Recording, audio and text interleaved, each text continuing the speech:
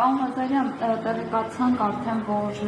Հայաստանի Հանրապետության քաղաքասարակության որոշ ներկայացուցիչներ արդեն գտնվում են Բաքվում, սակայն Բաքվում մերժել են նրանց թույլ տալ, որպեսզի տեսակցեն գերիների հետ։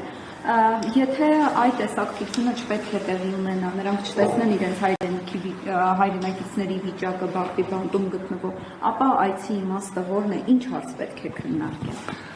Ես ճիշտ ասած հուսով եմ, որ նրանք չեն վերադառնա, ասենքն այդպես հարազատ դա ինձ թվում է արի տուն ծրագրի, ես քանի որ մանրամասները չգիտեմ այդ այցելությունից, տպավորություն է, որ դա արի տուն ծրագրի շրջանակներում կազմակերպված այց է եւ լավ կլինի, որ մնան։ Իհարկե նրանց ոչ մեկը նախապես չերել ասել, որ նրանք որպես գերիներ պիտի, ես չեմ կարծում, որ գերիները նրանց հայրենակիցներն են, նրանք իրենց հայրենակիցների հետ լավ էլ հանդիպում են,